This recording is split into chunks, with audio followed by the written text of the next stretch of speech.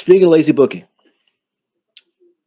I'm not too mad at LA Knight, Jay Uso, and Solo Sikoa and Gunther being in here. Now, there is the sore thumb that sticks out, which is Jay Uso. Neither here nor there. The only problem that I will have with Jay Uso in this tournament, because at first, which I did mention in the video that I did a couple weeks ago about this when this whole thing first started out, and we got when the Jay Uso would be taking part in this tournament to face John Cena. Other than that, I'm like, I've been cooling off of Jay. Let him do his thing. He still sucks. Definitely should not have beaten Rusev last week, but that's a whole nother deal. That's neither here nor there. We knew that the powers that be at SmackDown would not let Rusev beat Jey Uso. We just knew that wasn't going to happen. So, with that being said, or wait, was that Raw? I get it mixed up now, but whatever. Either way, Jey Uso beat Rusev, which he shouldn't have, but we knew that was going to happen.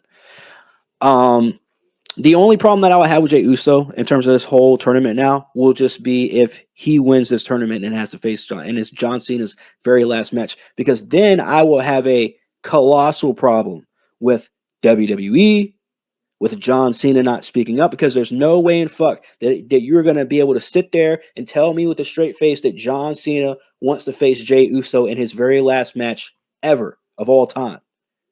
There's no fucking way you will ever be able to convince me with a straight face and tell me that John Cena wants that. Because he doesn't. Now, there have been some rumblings already about John Cena claiming that he's not, I wouldn't say he's claiming, but there have been some rumblings already about behind the scenes that John Cena is not happy with his last run. I could believe that. AJ Styles, Randy Orton, who's another one? Brock Lesnar. Like, we've gone through all of these opponents. Rehashes of Cena's career. That's all I'm saying. None of them have been new. None of them have been, and it doesn't have to be like younger talents or anything like that, but I'm just saying newer talents. That's all I said. But of course, people take, whatever they want to take from what we say and whatever about younger. I don't care about when it comes to getting a wrestler over. I'm not even saying like getting them over, like in terms of whatever, but I'm saying like in terms of putting them on TV and get them in these spots and put them in these segments, put them in these feuds, put them in these matches with veterans and put them in these matches with legends and champions and guys that are already over. It's not an age thing. To me, it's just has the WWE audience, do they know who you are? Have we had that much exposure to you? Look at Maxine Dupree and what she's doing right now with the Women's Intercontinental Championship. I almost slipped up and called it the Intercontinental Championship. It's the Women's Intercontinental Championship. Let's get that straight, WWE and announcers. Anyway, but she's a perfect example. Maxine Dupree is a perfect example because she wasn't real big in NXT. She wasn't really huge until the past like year or so, where she's been with Alpha Academy for quite some time. But the more you kind of gradually put her in matches and over time, and then you start to see, and she's getting better in the ring.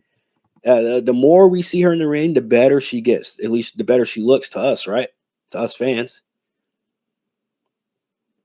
But actually sitting there and watching Maxine Dupree grow right in front of, we saw her with Liv Morgan, we saw her with Bianca Belair. To see that gradually improve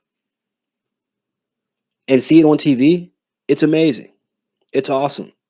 Jey Uso's been in this business forever. He's been on our TVs forever. And we saw him peak in 2016. And then he gets a solo run back during COVID. And everybody thinks that it's the greatest thing since sliced bread just because the actual story was good. The wrestling was not good. His promos were not good. The only reason why we actually cared is because it was a family storyline. The only reason why we cared is because it involved Roman Reigns and that entire family, not just him and Jey Uso.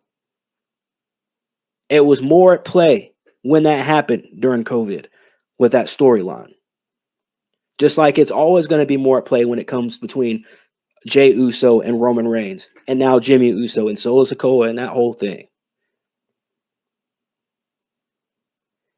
But here we are 2 weeks away from John Cena, again, arguably the GOAT. His very last match ever. 2 weeks away.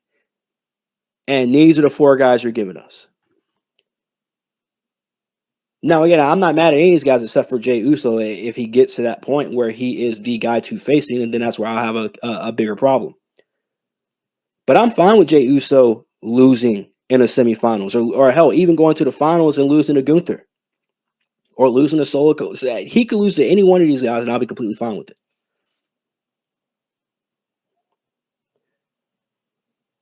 But for me to sit here and say that it's 2 weeks away from one of my favorite wrestlers ever,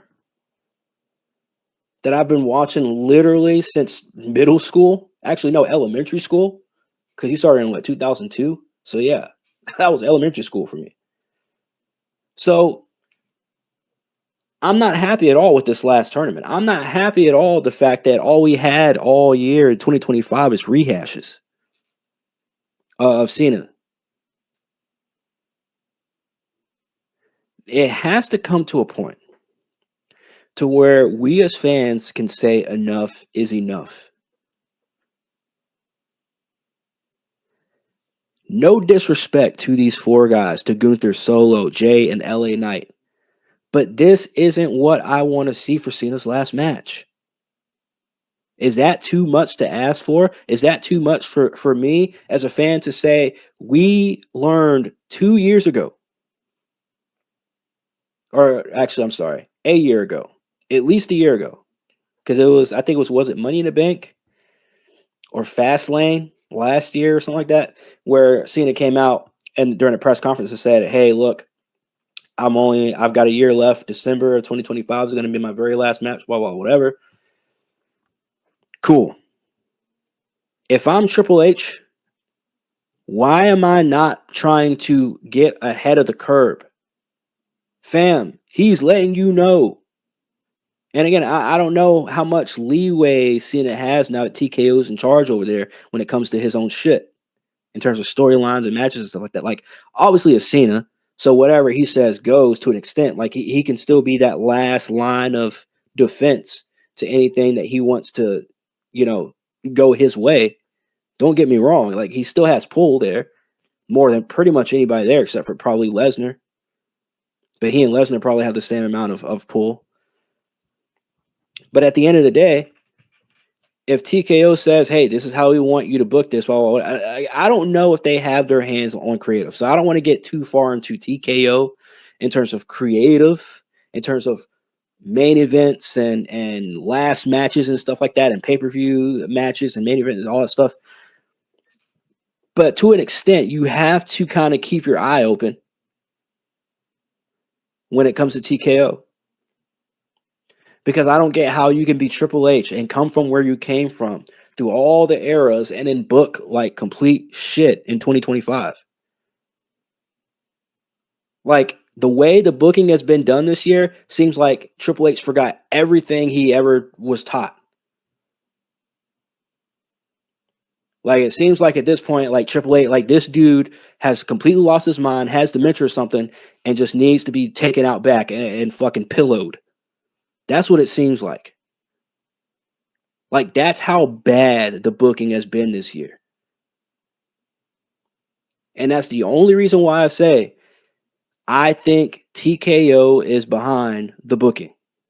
Not completely. I'm just saying I think they have their hand in the cookie jar. And I think they've had it in there a little bit longer, or actually technically a lot longer, because we're talking Royal Rumble bad. Like, it's been bad since Royal Rumble.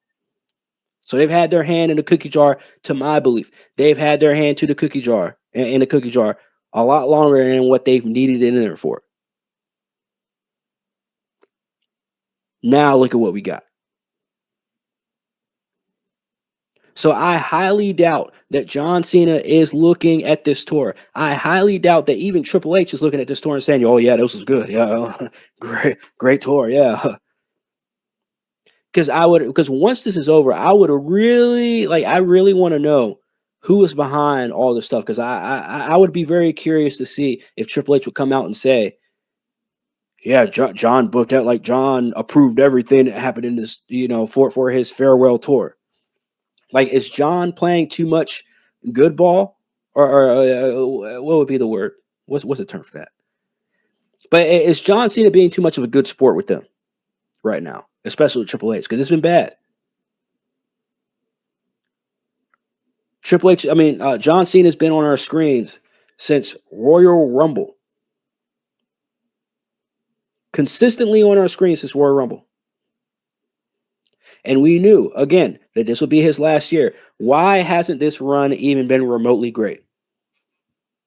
Why do we get a last minute shoe in with The Rock and Travis Scott at Elimination Chamber and we get nothing out of that? And then 6 months later, out of nowhere, John Cena is good again, no longer heel. Then on the second half of his run, because I did an entire live stream and probably I'm pretty sure I did at least a couple videos about his run, about being halfway through his run and saying, I really hope they turn it around now that he's no longer heel. I'm like, it made no sense why he turned heel, but then they tried to make sense of it, and that definitely didn't make sense of him going back to being a face. So, and this was August. So I was like, I really hope that the second half of his run is a hell of a lot better than what the first half of his run was. And now here we are 2 weeks away from the very end of the run.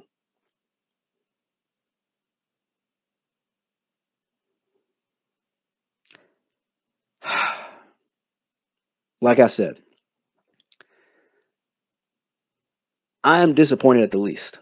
At the very least, I am disappointed as fuck. Like, that's to tell you how pissed, how upset, how just I don't know. I'm ready for this for Cena just to have his last match and we just get this shit over with, man. Like that, like everything that we have grown up with has just continuously gotten pissed on. Continuously. Yeah, that's what I've built this entire channel on. It is about talking about everything that we love. Everything in terms of movies, film, movies, shows, video games, sports, wrestling. It's all getting shitted on. I mean, come on, man.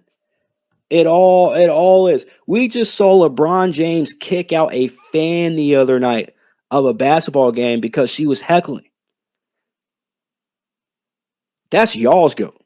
I remember growing up and I was saying that, man, I think LeBron, like I would get in arguments with my brother about how LeBron was better than Kobe and blah, blah, blah. Bro, I can't defend that shit anymore, bro. It's been years since I've been able to defend LeBron. And I've even tried. I'm like, bro, he ain't my fucking goat no more. Like, there's no fucking way. No fucking way. We just saw a Ravens player, the linebacker, I was Demonte, fuck, I forget his last name.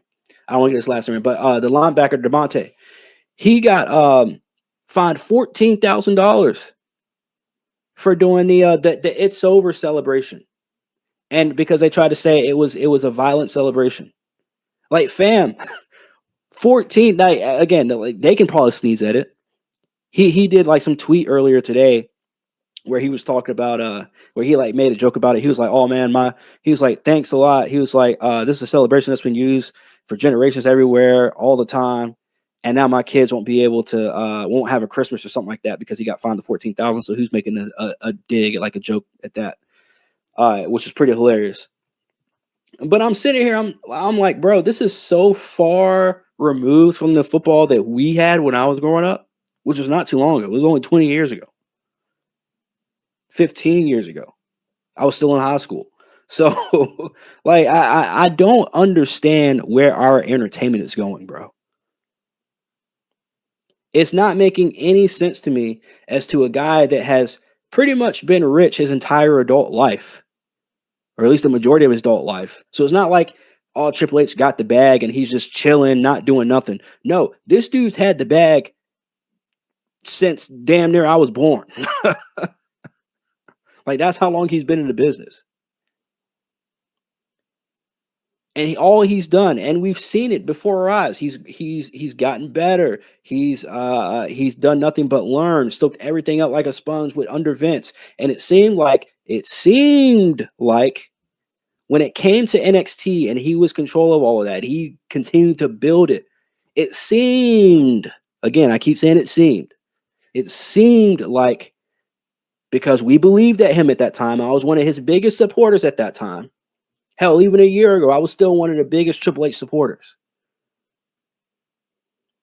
But it seemed at the time that Triple H, what he took from Vince was that he was the good part of Vince, and he left all the bad part, at least most of the bad parts of Vince. And I'm not saying, when I say bad parts, I'm talking about creatively. I'm not talking about the shit that they're accusing him of. But when I'm saying like the good parts creatively, of pretty much create a superstar, create a wrestler, that he was doing, building these guys up, and then getting guys from the indies or getting guys from other, New Japan and stuff like that. Like what Triple H was building in NXT, I was like, bro, there's no fucking way he is going to fumble the main roster, because look at what he's been able to do. He gets to the main roster, blows it out of the water the first couple of years. I wouldn't say blows it out of the water the first couple of years, but he does what he is supposed to do. It's not like we were sitting here complaining about Triple H's booking compared to Vince's 2-3 years ago. We weren't. But about a year and a half ago, we started having our fucking we started having our speculations. Like, you could pull the trigger on this guy and push him, put a rocket on him and push him to the moon, right? You do know that, which I'm sure you do know that, because you've been doing this. You're behind the scenes. You've been learning under Vince's wing for over a decade, almost damn near 2 decades, if not longer than that, because you've been married into the family for over 2 decades. But then we get to this year, and it's just, wow, you might as well just put Vincent up in this bitch then, creatively. So, I don't know, man. Let me know what you guys think about this whole John Cena thing, this whole tournament. I've already stated what I needed to state about the tournament, how upset I am, how disappointed I am. And then you had what happened last night, which I'm so glad. Look, congratulations, Liv Morgan's back. Cool, blah, blah, whatever. I'm sure we're going to get Liv Morgan and Roxanne Perez down the road. Great, I get that. Cool. But I am glad that John Cena lost last night and actually was able to put over the young talent that he said 2 months ago that he was putting over. I did a video about that. I explained it in my video. I said, hey, look, John Cena is coming out here and actually talking to journalists and talking to these different, news outlets or whatever, media outlets, and saying that he's putting over talent. I want to get the younger talent to the next level, or get guys to the next level. Everyone he has faced are former world champions until now. Everyone that he has put over were all world champions until now. Brock Lesnar, one of the most fierce world champions, arguably the most fierce world champion ever in any combat sport, in any facet of sports entertainment.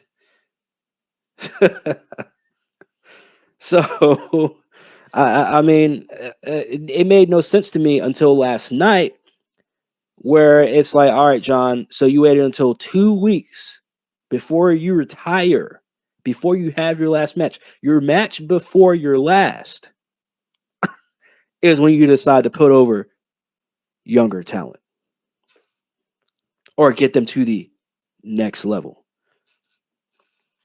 Because the only one that actually made sense was Dominic Mysterio. The one that will make sense next will be either LA Knight, Solo Sikoa, or Gunther, because those are 3 guys. These are 3 guys that actually need to be put on that next level. Now I don't know how you're going to be able to actually convince us. I actually do like Solo Sikoa. Solo Sikoa. I like Tama Tonga back when he was in New Japan. He was my favorite, like Samoan-esque, like Tonga, whatever. But Solo he's very fastly becoming my favorite out of all the Samoans, man. I like Solo even back when he was in NXT. I thought that he was good, but I never looked at him as being like this big main event star until they continue to, like, now it's like it's very believable that this guy could very well be a world champion in the future. So I do think that Solo Sikoa, They just need he needs to get better in the ring. And I would say, and I'm not saying he's terrible. He's definitely not terrible, but I would say he needs to get better in the ring. You just need to convince us that he can win a match on his own, is all I'm saying. So get better in the ring and then convince to us that he can win a match on his own. But I don't think screwing John Cena out of a win in Cena's very last match is really going to put Solo Sikoa on the next level. So I'm not going to go with Solo Sikoa. Gunther can win this match by himself, and LA Knight can beat Cena by himself. LA Knight and Cena, I feel like, can have a true banger. Gunther and Cena, I feel like, will feel too much as a Lesnar versus Cena, which I don't want. I feel like they're going to book it that way, and I don't want to see that happen. But it's Cena's last match, so we are going to get Super Cena. That's all I'm going to say. We're going to get Super Cena. But I don't know, man. Let me know what you guys think. I've already blabbered on enough about this whole Cena's last match tournament thing, whatever. But yeah, hit that like, subscribe, all that good stuff. Let me know what you guys think about that. But speaking of things being ruined, speaking of,